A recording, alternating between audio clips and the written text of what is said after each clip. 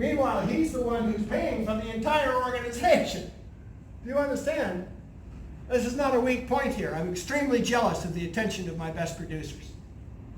I'll put a picket fence around, and I jealously guard their ability to go out on Wednesday afternoon and play golf if they want.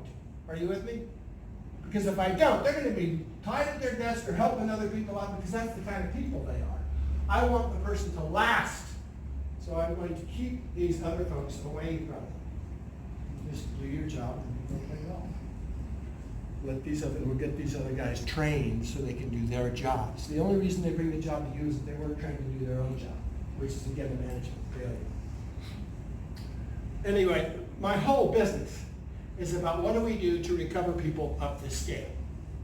That's the entirety of it. Because when you accomplish this, everything else is possible. They'll solve their own problems. Everything is fantastic. Everybody gets along. Wow, this is a dream. And it's easily done. But it isn't done because we're so busy, we don't have time to squeeze it in. It's crazy. Crazy. But anyway, here we go. I'm just going to quickly run you through. These people are in the future. They're always planning in the future, thinking with futures. These people are in the past, talking about the good old days all the time. Well, that's not the way we used to do it. They're always trying to figure out what to do based on their experience, which means they're guaranteed to repeat that experience. Do you follow? Well, we don't want to do that because, boy, then something will hit the fan. So guess what? Everything's hitting the fan. Because their attention's on the past, so what do they get? The past. Duty. Sense of duty, money. That's it. I work for the buck. Wow. That is a real lonely condition. All right? At the top you have create, at the bottom destroy. At the top you have playful, at the bottom serious. These people are all serious. You get the idea? These people are sane. Below this line, they're insane. Do you understand? Sane, insane. Everybody together. Sane, insane. Sane, insane. Sane, insane. Sane, insane. Sane, insane. So when this person comes up to you complaining, recognize he's insane. If you listen to this person, you too are insane. Do you follow? Understand this. Not because he's an evil person. He's just overwhelmed. He doesn't know whether to pee or wind his watch. Do you follow, gang? Why are you listening to the whiners? It's at the expense of all of these people who are producing. Do you follow? Do you see how important it is to rise on the scale? And it's the most important to have the leader of the group up here. It's an interesting thing that the management of a group begins with its leader. Because the emotional content of the group cannot be higher than its leader. It's an interesting thing. But if I am antagonistic, I am not intolerant of motion. The people who are enthusiastic don't do well around me. Are you with me? I'm going, what are you doing? What are you doing? You guys quiet down in there. You follow? They don't like motion. People who don't like motion have no business in leadership. Does that make sense to you? Yeah. Okay. I'd love to go on with this, but sense of humor at the top. What is a sense of humor, by the way? A sense of humor. A sense of humor is the willingness to reject, the ability to let things go. Why did the chicken cross the road? To get to the other side! And that's a sense of humor. You can go, oh, what the hell? But there's somebody over here going, I don't get it. Well, you know, it's a chicken cross. Why did he cross the road? There's nothing to it. There's nothing about it that's funny. So why did you say it? Never mind. Never mind. Okay, just never mind. Sense of doom. What's happening? Why did you say that? Why are you talking that way? You know, you feel like you got gum on your shoes. Like, geez. Do you follow? Would you rather work with enthusiastic people or with angry people? I'll tell you, the answer to the question is, if you're enthusiastic people. But if you're angry, you want angry people.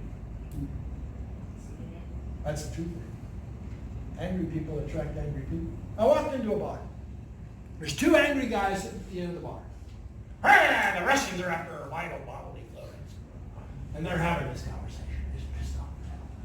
And I walked up to him and said, hey there, fellas. In other words, I'm enthusiastically greeting somebody who has no tolerance for it. I become a target, just like that. So if I want to have a conversation with these guys, I observe that they're in anger, and I walk up to them and go, son of a bitch! Now I have their immediate attention. Number one. Number two, they know I'm right. Do you follow? Because you better believe these people know they're right. And they also know you, therefore, are wrong. If you're enthusiastic, you're wrong. Because you don't understand what we understand. Well, I go out, son of a bitch, and slam my hand on the bar. What's this world coming to? And they look over at you and say, look, come on over here, we'll buy a beer and tell you all. Yeah, you're pissed off, and you must be right, because we're pissed off too. My God. You sit down and say, I had 12 appointments canceled today. What the hell's going on here? Well, I'll tell you what, those Russians are after our vital bodily fluids as well. Yeah, you're right. You're having a great old time. It's just a game. You follow? It's the emotion game. But if you don't understand emotions, it's no longer fun. You're being played continually by politicians and by marketing people and by all kinds of things. You're buying stuff you don't even want. Does that make sense, everybody? Yeah. But if you're marketing your product to an angry public, then it needs to be an angry message. If you send out an enthusiastic, we got the yatta-da, nobody comes in. You know, there's funeral parlors. You walk into a funeral parlor and the guy comes, he's over there having a smoke with his friends, and he goes, and he walks up to you.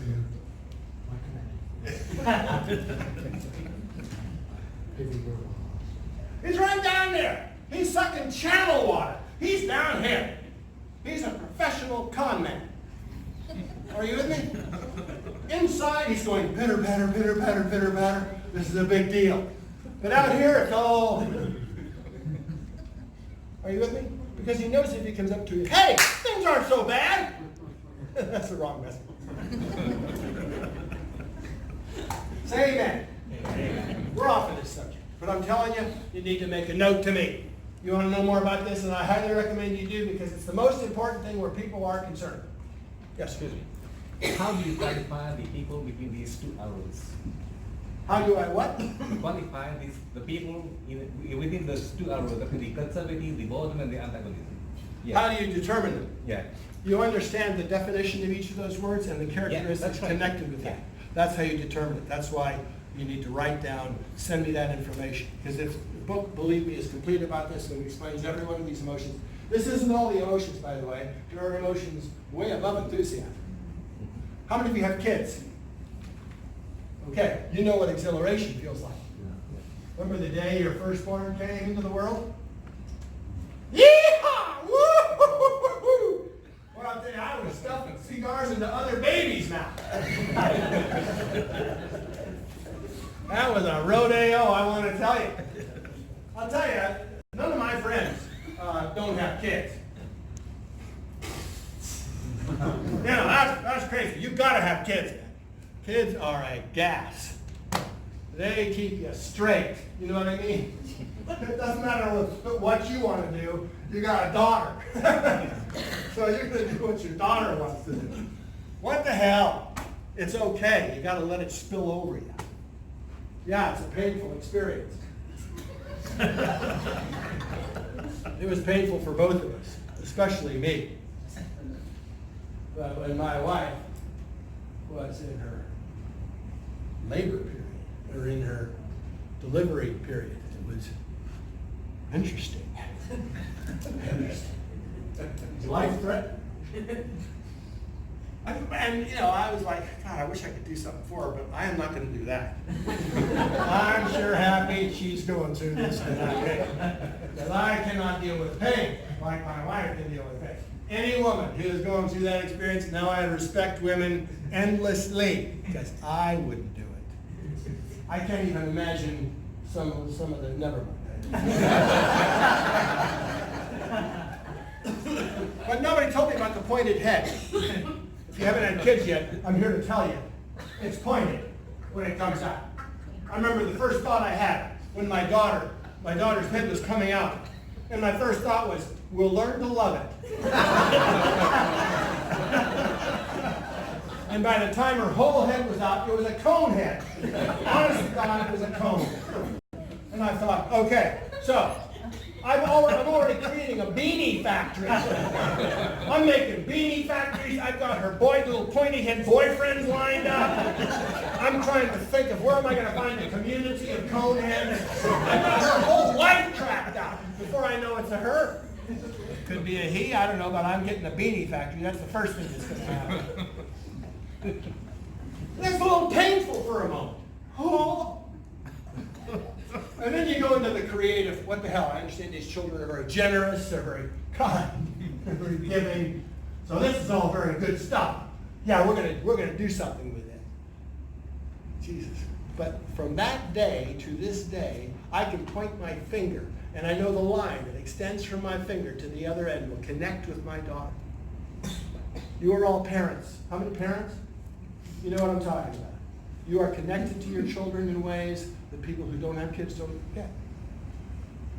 They just don't get it. I didn't realize this before. I was, oh, you won't believe it. Yeah, I got it. It's true. I'm sold. Okay. Yes. No. Oh, we could go on with this, and we will. I have a special pitch for you at the end. These people help. These people hinder. Are you with me? Hire one of these, just ruin your whole decade. It's easy not to, but if you do, well, after you get this information and apply it, it's the end of those dreary days. All right, did you find this interesting? Yeah.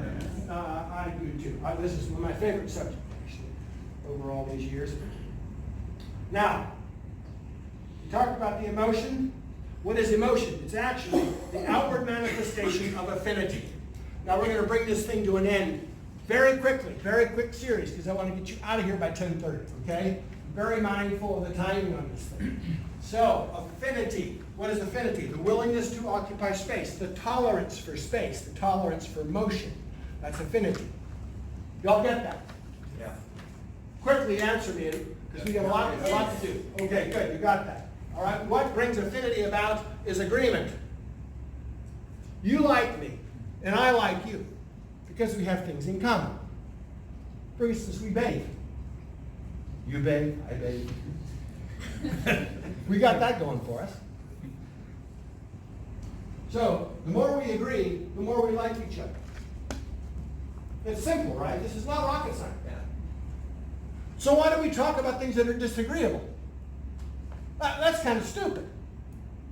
You could say, in point of fact, the most important of these three things is communication. Because communication brings about agreement that results in affinity. You could say the purpose of communication is to establish agreement. But this is only true if you're at the top of the emotion scale. If you are pissed off, the purpose of your communication is to make nothing of somebody else. Are you with me? The people at the top of the emotion scale are listening to understand you. The people at the bottom of the emotion scale are listening to reply. They're taking what you're saying and they're thinking about what they think about it, and they're going, I disagree, and then they're going to give you a piece of their mind. You follow? They're not actually listening to you at all. They're not listening to understand, they're listening to reply. They're listening to make themselves right and you wrong. Does that make sense to you? So if this has ever happened to you, don't worry about it. There's nothing evil about that person. They're just low on the emotion scale. You follow? That's it. Very repairable. They're just not trained. You need to be willing to forgive. These people don't know what they're doing. You follow? As crazy as this person is, like a junkyard dog. But basically they're good. Basically they're good. They're just not trained.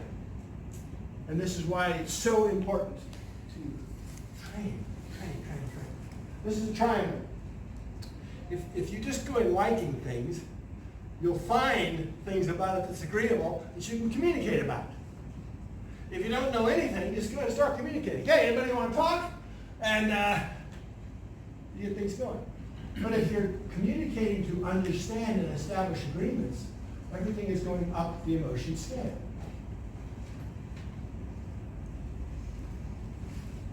Okay. Let's have a look at this interesting fact. Ability and communication skill are the same thing. Before 1955, this was not known. This is a new datum in the field of human relations.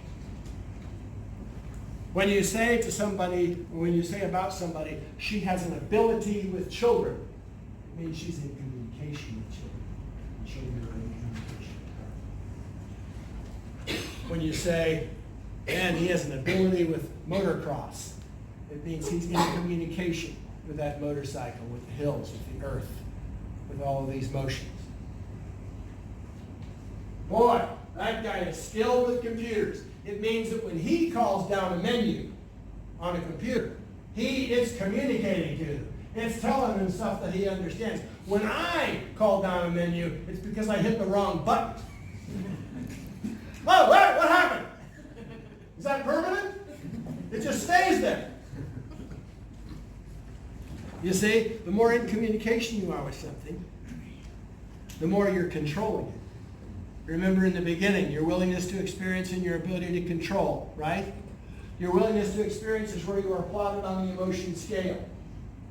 Your ability to control is your communication skill, period. Period. Those are the two factors of your success. One, where you are on the emotion scale, and two, the level of communication skill you are demonstrating. Does this make sense to everybody? Okay. Do you think this is important? I hope so. Because it's quite something.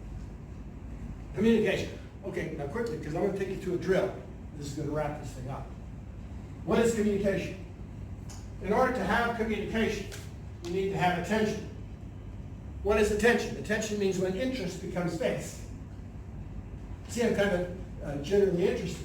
And suddenly, oh, bonjour. You follow? I'm walking down the beach. Beautiful morning. Whoa. Beautiful seashells. You get the idea? General interest. Wow. Attention. Attention. Is it real to you? You cannot communicate if you're not paying attention to the other person. You cannot communicate if the other person isn't paying attention to you. Is that real to you? Yes. People who are low on the tone, low on this emotion scale, have no attention. If you think you're going to communicate with somebody who's angry, you are deluding yourself. They are not going to understand. You need to keep things in terms of physical things. Because they're not really listening to you. They're trying to avoid you. You see, they're trying to get you. They're trying to stop you. Does this make sense to you all? Yes. Now, mind you, it's not true because I'm telling you it's true. You take this material and you go out in the street and you try it. Find an angry person. Or make somebody angry. Just to see what happens. What the hell? Gee, you're an ugly son of a bitch. I want to see how he handles my communication part. Honestly, I've done this. In airports, it's always a good place because I'm always at the airport. I'll go out and piss somebody off just to have a nice day. Let's have an adventure with a Muslim today. You follow? Because we are all, honest to God, the same. We are all emotional beings. We are all somewhere on this scale. And if we are high, we are doing well. And if we are low, we're not. We're feeling sorry for ourselves. And that's a game too. Have you ever gone to a movie just to cry? Oh, that's so sad. Why did you go? Because it's such a kick. You know, you're on a roller coaster. Click, click, click, click, click, click, click, click. You're going up the first hill, across the top. Yeehaw! Woo, woo, woo, woo. Down and around. Boom, boom, boom, boom, boom. Terrified. The whole ride, terrified, screaming like a girl. Ah! I love roller coasters. You get to the end and you hand out another ticket. Why do you want to do that again? Because you know the ride's going to end. Do you understand? You know the ride's going to end. It's a chance to experience my emotions. Yee-haw! But what happens if the ride you're on is your marriage?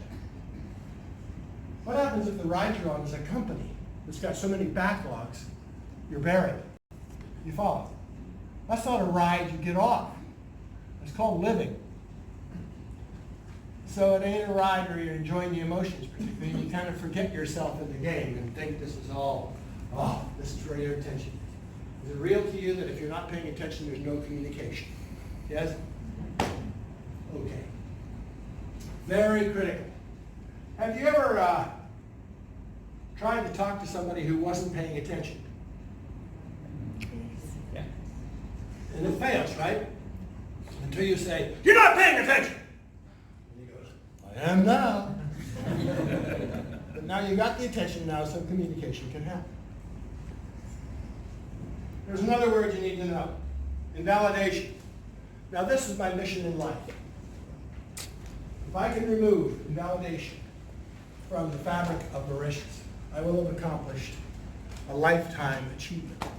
Invalidation means to nullify, to make nothing of, to squash. It means to make you feel like nothing. How many have ever been invalidated? How many have ever invalidated somebody else? How many have ever seen somebody else invalidate somebody else? How many have ever invalidated yourself? I'm such an idiot. Ever done that? I'm so stupid. Self-invalidation, big deal. Invalidation is very much a part of the fabric of living. And at no time, an enjoyable part. There was never a time in your life when you came home and you were greeted at the door by your spouse who said, you know, honey, today I realized you're one of the ugliest people I've ever met. Yeah! Okay. Little moon dance here. It never happened that you were invalidated and enjoyed it. Never happened. It never will happen. And yet, invalidation is a daily stew. We all eat it because we don't know it's happening until it's too late. I'm going to show you how to resolve this. But you need to, now, is this real to you? Yes? Yeah. Invalidation is a real thing for you. It's everywhere present. It's definitely present in your business. And every time you go up and you correct somebody for a mistake, you're doing this wrong, it's invalidating. Because he doesn't want to do that. He doesn't want to make a mistake. He feels like an idiot, he invalidates himself. And once you get people on that invalidation spin, it's down the emotion scale they go, and you've just crucified yourself. If I send you down the emotion scale, how do you think I don't go with you? You follow? I'm in the same boat. So we need to be mindful of this. But what is invalidation after all? It's non-attention. Let me explain. Little boy has a report card from school. He made his first A, a high mark. And he runs home up the front steps, slams through the door, slams the door behind him. Hey, Dad, I got an A. He yells to his father.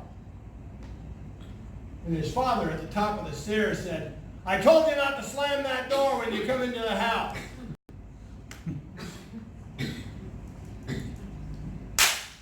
Invalidation. Are you with me? Now what's invalidating about that? He didn't care about the slam mind and daughter. He cares about the non-attention to his A.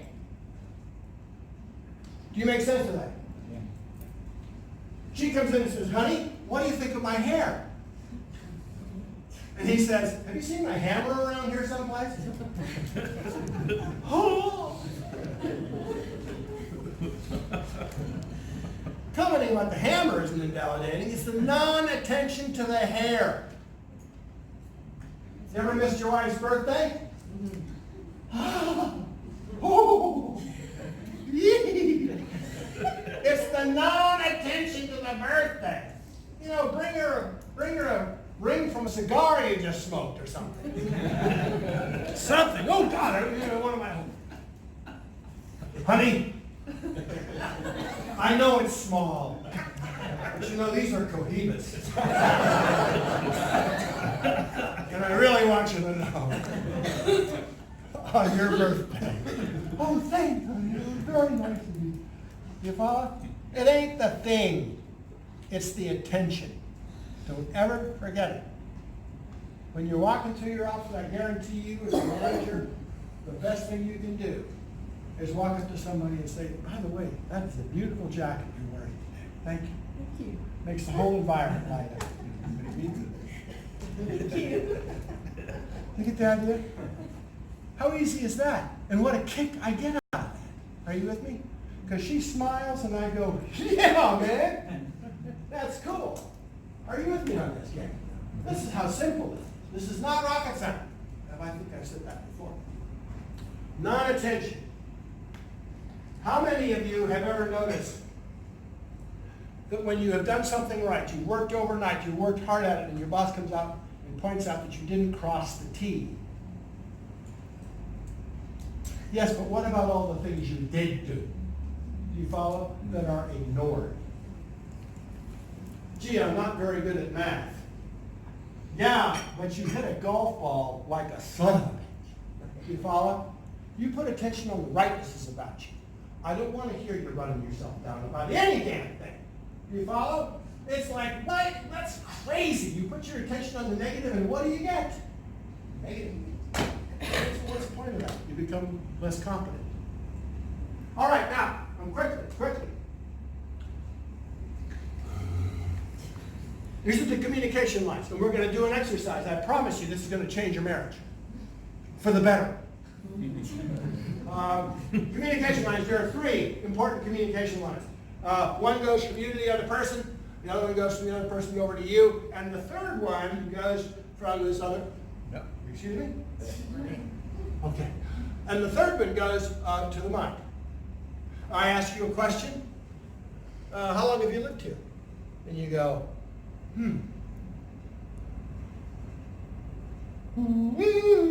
It's telling me we're coming to the end. You get the idea? You can even watch people's eyes. Say, how long have you lived here? He goes, let's see. He's looking into his mind.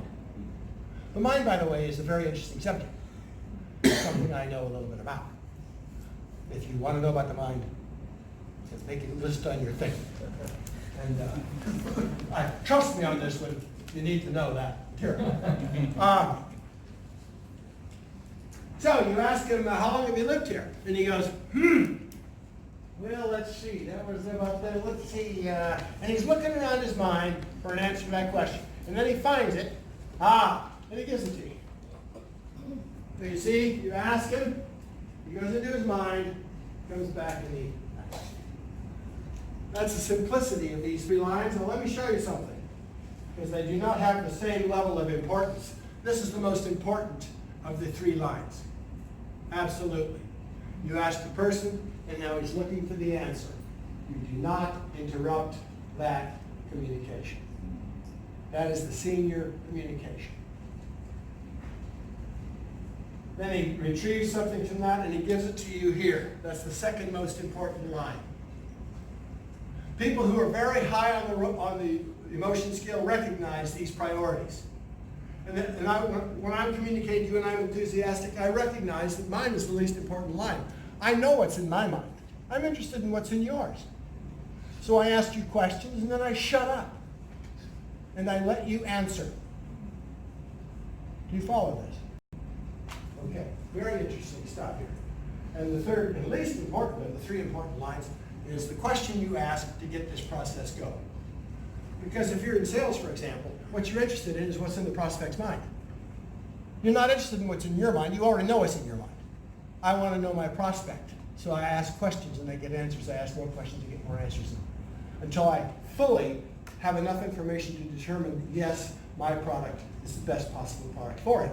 Or it's not, and I refer him to somebody else. But in any case, I don't know until I find out. Curiosity is natural to high emotion situations. Low on the scale, you're only looking for people to agree with you. All right, so this is the deal. Find a twin. Everybody twin up very quickly. Grab a twin. Two. Everybody has a partner. Quickly find a partner. Hold your partner's hand up. Hold your partner's hand and hold it up. Everybody's got, oh, you got to, no. You turn around, sweetheart. All right, everybody's got a partner. Okay, good. Now this is what we're going to do. Come on. Oh, yeah, okay, baby. Okay. You've got your partner. That's great. You can put your hands in. You can continue to hold your hand if you want to, but put it down. This is what we're going to do. One of you is person A, one of you is person B. Person A, raise your hand.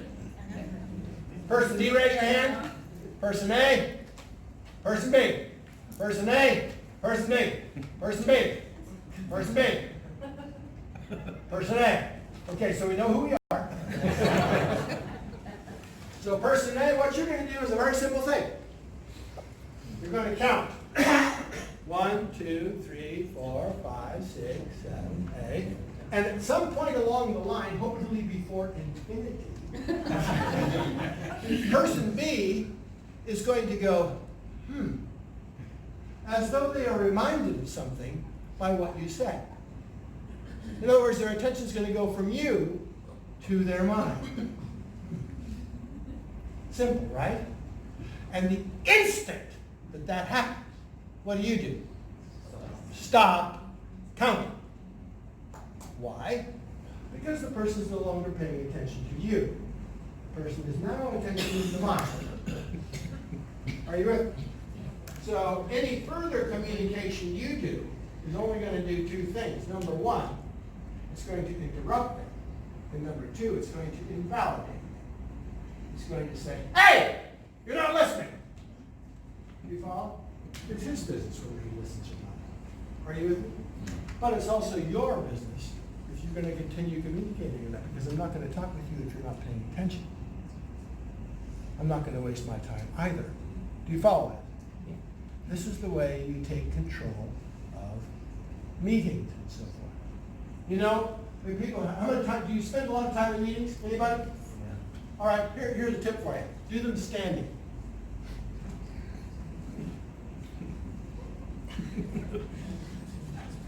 Keep everybody standing. Meetings go 7 minutes. You're coming to my office, we're going to have a meeting. Okay, stand up. All right, you all got your notes. What do you want to say? Did you get anything else? Did we finish? Good. Back to work. I think 7 minutes was the record we had for length. Longer than 7 minutes, I lose interest. I lose all interest in this because I'm a producer. You follow? Meetings don't produce things. They sit there and bullshit about it. More bullshit happens, especially when you sit down. And God forbid you should have a coffee cup with you. God, mighty, what are you bringing coffee into a meeting for? We're not going to be here long enough to have a sip of that coffee. We're producers around here. Are you with me? But people who are high on the scale want to get things done. They want to come in, okay, so good done. 7 minutes, excellent. But you follow what's happening here. You're going to count, the other person's going to look away, and the instant they look away, stop counting. That's all we're going to do. Go ahead and do that one way. When you've done it one way, turn around, A becomes B, and do it the other way. Okay, start. Have fun with this. Back and forth.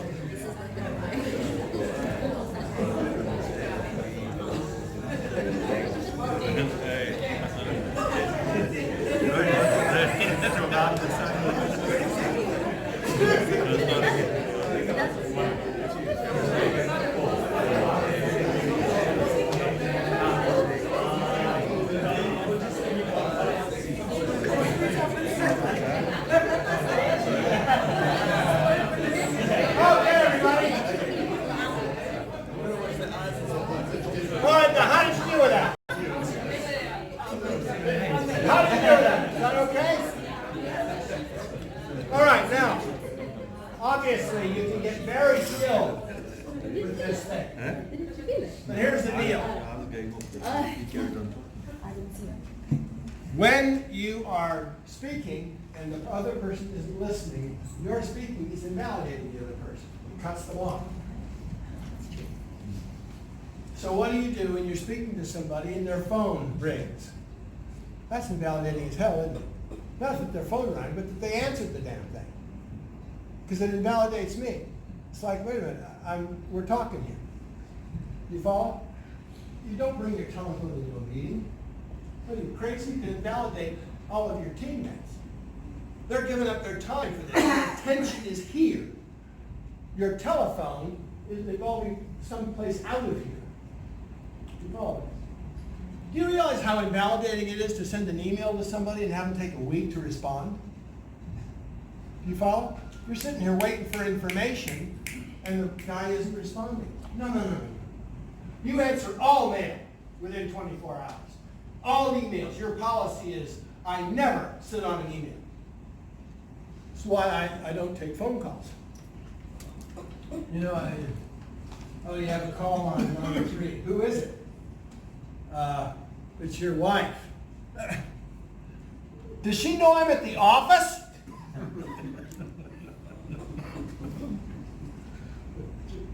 We were just married. This is years ago. And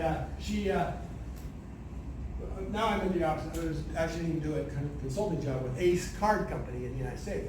And I just sort of taken over running the place just because it was a disastrous situation that needed some. We finished the week, and the executives were on this little table that's extended from my table in the office. And we just finished the meeting. It was a very productive week. Everybody was quite keyed up. And suddenly into this office walks my bride. And she didn't work in this office. She didn't work in this company. She had no job here. You follow? She had no identity in this place. You follow? This is my wife. But she walks in the office, everybody's very respectful. Hey, how are you doing? Hi, everybody. She's got a little present. And she comes down the length of the table, and I'm like, oh, I've never seen her in this environment before. This is a new experience. But when she comes up and she turned my chair and sat on my lap, immediately, the executives were, okay, so let's shuffle out of here, leave you two alone, like I'm going to have my way with her on the table? What? This was very awkward. And I could see that this is a very uncomfortable moment here. And my wife, excuse me, please stand up and hey guys, great week, and the moment was already lost. And listen, no problem.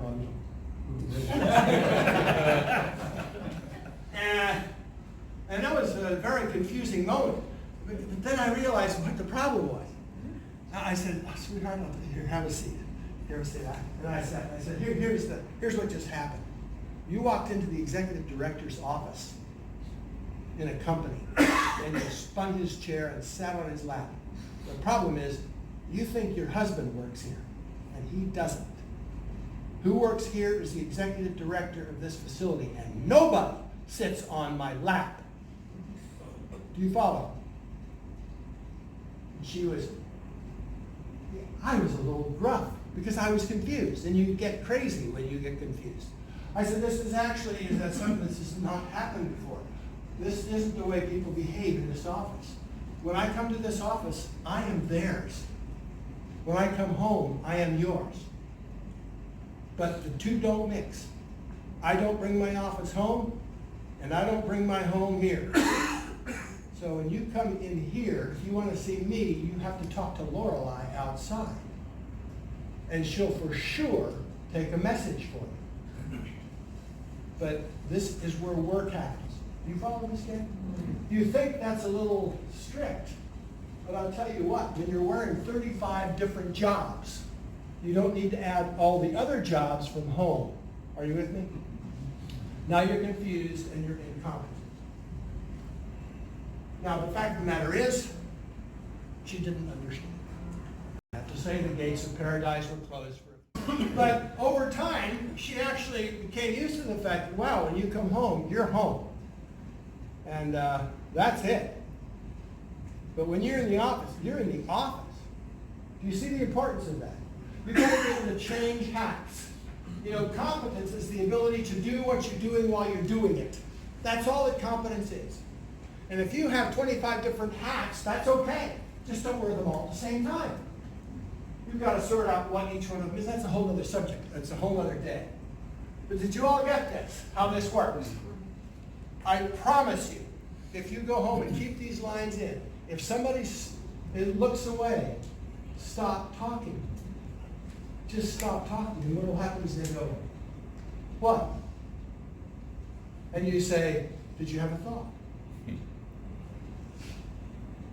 And they go, how did you know? That's amazing. You were talking and I had a thought. You stopped instantly. It's a miracle. Why is it a miracle? Because nobody gives a damn. Nobody in this culture has been trained on the most important subject there is, which is communication. Period. Okay, I'm ending this now. But I'm telling you this as a final pitch. I want to come into your company and do a 5-hour communication workshop. It will take you 60 feet of garden hose. It will take the crew to places where they haven't been before. They will have a raised appreciation of each other. They will work together better. They will care for each other better. They will understand what invalidation is and stop doing it to each other on a continuing basis by mistake, because they were never trained in the hat of communication. There are many things that I could train you on, my friends, that would blow your mind, but nothing is better than communication. You always start with the fundamentals, because if you did nothing else, I promise you, the next 6 months of your company are going to be better than any prior 6 months. I want you to invite me in. You know, all vampires, you have to invite me in. That's all I want to do is a 5-hour workshop to your crew. If you are interested in that, you don't have to talk about things, because I know you've got to get off to your, no, we're just past time. So I want you to take off, but I want you to write, if you are interested in a workshop, it's 5 hours. It doesn't have to happen, I'm here for the next 10 days. It doesn't have to happen, then it can happen in a month or whenever. But if you're interested, then we have the beginning of the dialogue. So I want you to put yes and a circle around it on your form. And then I will contact you by mail, and we will have further conversation. Okay, are you ready for me to wrap up this workshop? Yeah. Did you enjoy yourselves? Yes. I appreciate the time you've taken. Thank you very much for coming. Thank you, Mr. Robinson, for bringing me in.